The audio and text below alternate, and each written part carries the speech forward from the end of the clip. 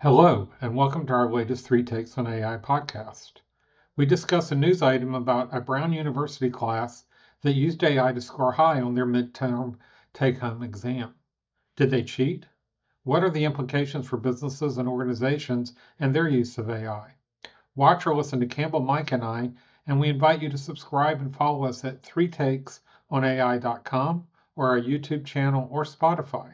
Good morning and or good afternoon, good evening. I love to do that. Welcome to Three Takes on AI. Today we're going to talk about continue the conversation about responsibility. Who's responsible for AI when you deploy it? Is it the employer or the employee or both? And then the example we're going to kick off and start with is higher education. So the story that made news a few weeks ago was about a professor at Brown University in Rhode Island who had administered a test, and the resulting effect was the students all passed it because they had used AI. So he re-administered the test and made students take it verbally. I happen to think that that's the right thing to do. Others are going to disagree, but the bottom line is who's responsible for telling the students that they weren't allowed to use AI? Or should the students have been told it's acceptable to use AI? Or is it the larger conversation about the dumbing down of humans because they are becoming more reliant on AI instead of critical thinking? And I think that's the biggest problem, is that if we're not actually learning things and we just become reliant on AI, that we will lose our edge. We'll lose the ability to react and respond to things that are important could be in business, it could be in medicine, right? A doctor who becomes overly reliant on AI for diagnostics can miss things. So that's the conversation today. We'll see where it goes. Brian, you want to go next? Yeah, I think that you're right. It's a responsibility question. So it's before the semester starts. We have a professor who's teaching, I believe it was world economics. He has a mission to have the number of students in his class learn this. We're not new to AI. We're not new to generative AI. So you should know about this already. Imagine, I mean, truthfully, we've been going through this now for a number of years. We know when I was in college originally, it was Cliff Notes, right? Go read the Cliff Notes, don't read the whole book. So we've been in a position of that where professors need to adjust to what's new and um, should he have done a better job of adjusting, knowing that they would use AI? He sent the test home, and then he created an environment where um, and truthfully, Brown being an Ivy school and a unique one at that, he certainly must have a bright bunch of kids. Of course, they're going to go home and use whatever's available. So, did they fail because they started the class saying, "I want to learn this," or did they and they created a path for themselves where they aren't going to learn it at all? Or is the professor the one who's ultimately responsible for teaching them? So I would yield that the professor is responsible and that he should have considered that this was going to be in play. How is he going to handle it and make sure that the point of testing is not just to get a grade? And I think Brown at times I think you can choose to either get a grade or a pass fail or something. But how does he make sure that they actually learn what's at hand and not, and maybe augment that with AI or proactively use AI? Yeah. Yeah, I think it comes down to, well, I think it's a great example of the fact that higher education is in mid-transition with AI. I think the reality is that the professors should be more aware of how to, well, sorry, let me back up because there's a disconnect. There's a disconnect between the professor's stance and his view on the use of AI, as well as the repercussions for using AI to, what he has deemed cheating, versus what Brown actually has as their current policy in regards to how you discipline and how you incorporate AI into the practices of teaching students. So I think there's a bit of a convoluted approach here that is providing a disconnect between this specific professor who acknowledges that he is against the policy that Brown University has in place. Therefore, that is why, to his point, the board provided him a meek response because the board is acting in accordance with the policy that they created around AI. So this is just a great example of us in a phase of transition. Um, I can clearly understand the rationale for why the professor did it due to the tragic events that have occurred at Brown. I get that. Mhm. But then just to sort of blindly just assume that students are not going to use AI. I mean, how was the exam constructed in a way that would minimize the student's ability to use AI? That becomes the challenge. It comes down to a design challenge. In business, when AI systems are being put into place, we talk about use cases. We talk about understanding persona. We understand about, design thinking principles so that you're building and incorporating technology that can address the the actual use and therefore the policy and the processes within that business. Now, the same should apply to academics, where you have the ability to align to a new policy, understand that processes may change, and that you're focused on a student's ability to actually learn and then enter the workforce being highly productive. I think there's a lot of pressure on students too, to get higher grades, to be competitive, to get that one job that, is very hard to get these days. So there's a lot of pressure on a student. So therefore, the design of exam taking needs to be completely re-architected. I'm aware of, here in Ottawa, there's a professor I was aware of that what she has done is she forces the students to write and provide summaries in by pen, like handwriting by pen within the class itself. So she's containing the work and the learning within the class itself. So therefore, the student has no ability to incorporate and use AI. So again, it's a design principle. We're in mid-transition.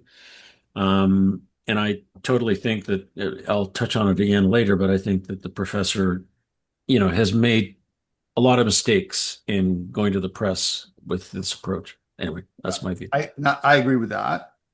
So folks that are watching, listening may have already done the same thing that I did, which is to, go to your preferred AI tool and say, well, what's Brown University's AI policy for students? And this is where we walk back to this concept or this idea that you need a board of directors because you've got multiple levels of failure in this example. The students are supposed to cite that they're using AI for their answers. It doesn't appear that they did that. So the students violated the code. The professor is supposed to be very clear with students about what is allowed and what is not allowed for use of AI. He didn't do that. The school has this, what I would say, I'm a fan of Brown University. Full disclosure, they were a client of mine. I've sold to them before. So I mean no ill will with this, but Brown University's policy is weak. And they've opened themselves up to liability with this because if I'm paying whatever Brown University is now, $80,000, $90,000 a year tuition, I expect my kid to get an education, not to learn how to use AI. And by the way, so if my kid graduates and is unemployable because they actually don't know how to think, or they get themselves into trouble because they learned wrong from AI, well, do I have a right to go back to Brown University for not actually teaching my kid? And now hop over to the business sector, to the private sector, and you see the same thing. Can you imagine a business saying, well, we have this AI policy, but we're going to leave it up to each manager and each supervisor to tell their teams how they can and cannot use AI. It, Maybe, yeah, maybe we have it backwards. maybe we have Maybe what? this is Sorry. we have it backwards. Yeah, This is a okay. great example of shadow AI. We have a bunch of students who took a midterm home. They used AI. They could have just taken the test and given it to ChatGPT to take it and provide a result, but they all got a 96% or above grade. That means they used AI, they must have validated the responses to make sure that they were accurate to get to that grade. So we have an approach where maybe the students aren't the failure here. Obviously, they didn't learn it enough to be able to pass the test, but that's there's all kinds of discussion about that kind of memorization, right? Yep. So they did their job. They went and maybe they should have done something and cited. I'm assuming at some point they figured it out, or he did, right? So we have a usage issue where the user, the end user, used the technology effectively, either against policy or against the professor's desire.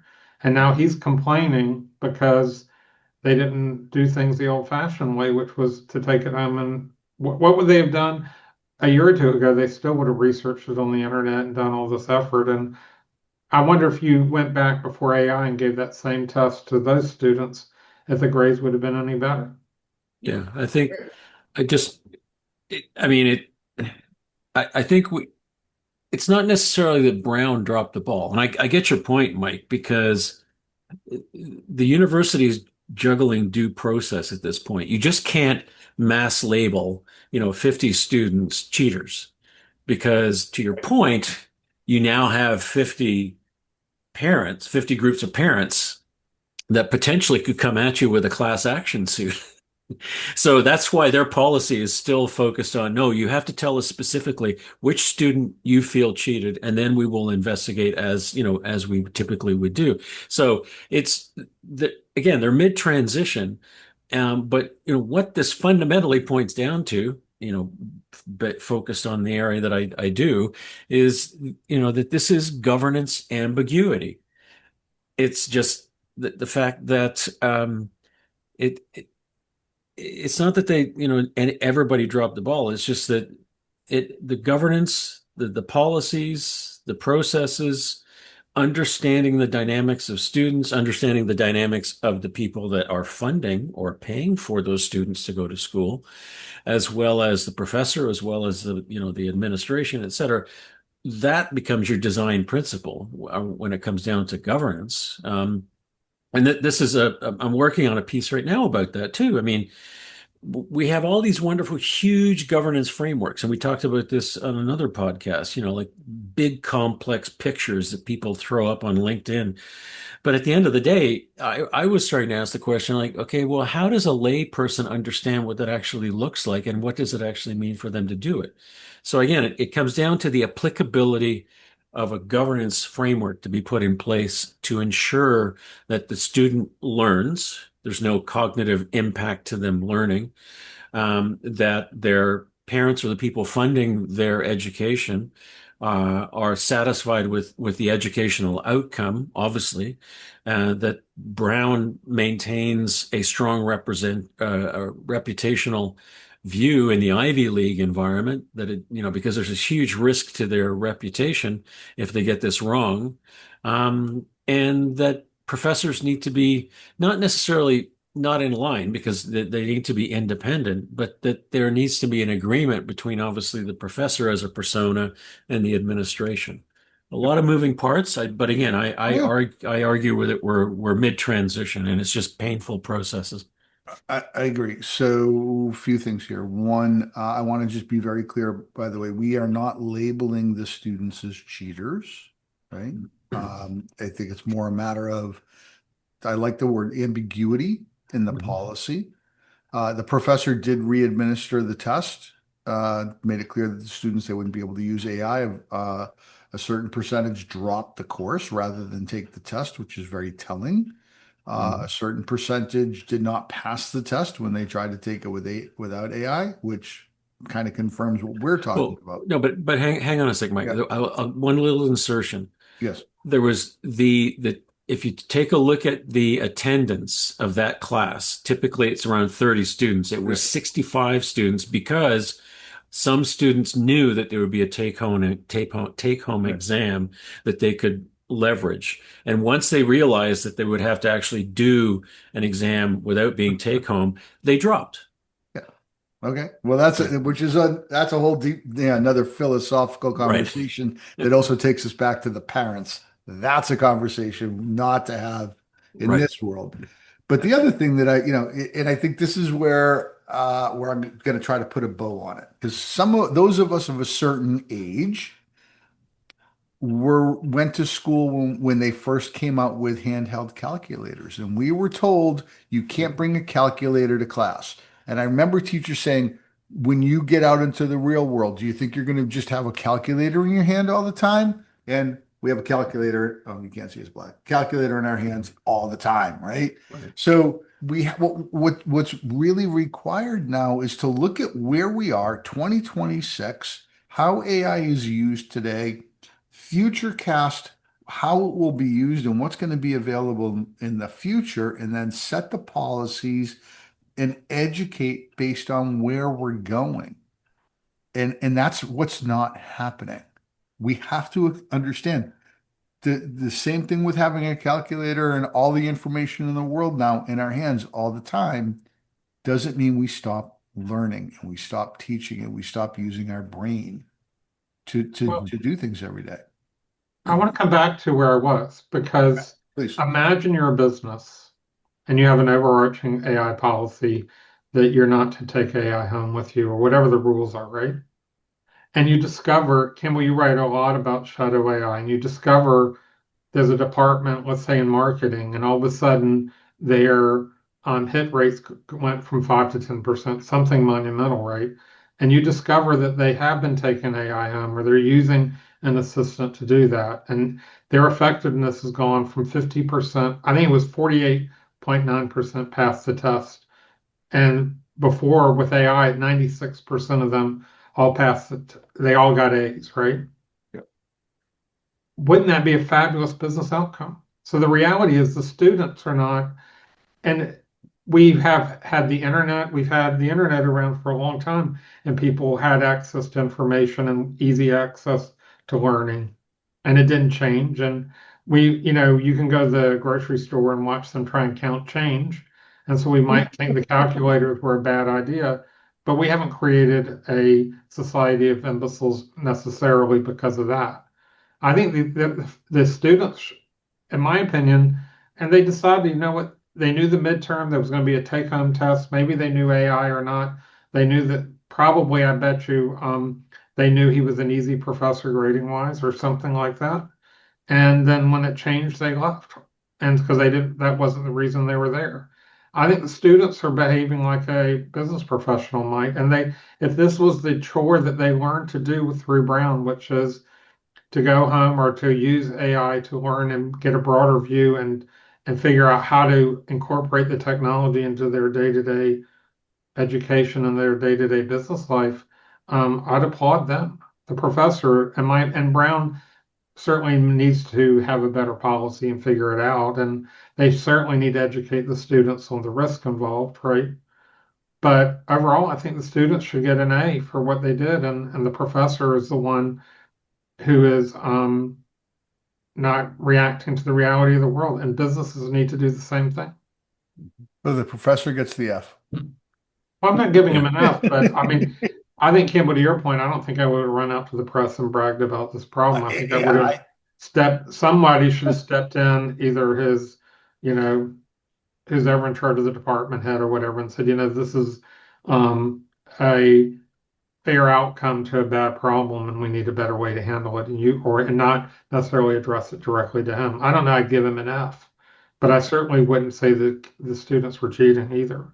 To your point earlier, and I think truthfully, if I was interviewing somebody and this came up and they talked about this was their approach to passing the test, and they were a business professional, I probably would leave the interview going, that was a proactive way to I mean, Mike, you and I started this conversation 3 years ago around how can you proactively use AI to do a better job selling, right? Mhm. We wouldn't take that away because there wasn't a policy in place. So why penalize this? I mean, you know, I don't know. I think we have to look at it to your point, and Campbell, to your point of governance. How do you manage this access? The other thing was, I remember you get a first time smartphones and you could get to the internet. And I'm sitting at the desk inside IBM looking at my phone and thinking I could just create my own little network and take all the data out of the building, right? In theory. Mhm. And there'd be no way for IBM to stop it unless they blocked cell access in the building. So Yep. we have these challenges continually with technology, and we need to address them and proactively and positively and not cause this isn't a crisis, this is an opportunity, I think. Mhm. I totally agree. It is not a crisis. It is an opportunity. And I think this is probably the place to bring the conversation to its logical conclusion, and it continues the theme. What we have with AI, there's a series of missteps, we're stubbing our toe in a lot of places all over the world, and there is a huge opportunity for businesses and for education to lead and to decide how, what they want AI to be instead of being used by it. Fair? Yeah, I Yeah. think we come back to this all over again. The challenge of AI is human. It's not the Yeah. technology. Yeah. If I could just do one last comment, it's basically institutional mechanism design. So if you thought of it from a game theory expert, designing a game that practically is begging to be exploited and then blames the players. That's sort of where we're at right now. I mean, it's just the dynamic of if the students have that ability to use AI, shadow AI, let's call it that way, they will. And so therefore the university has to do a much better job at modifying the internal mechanisms and how they design it for students to efficiently learn and be successful. Perfect. Thank you, Thank you, guys. gentlemen. Thanks.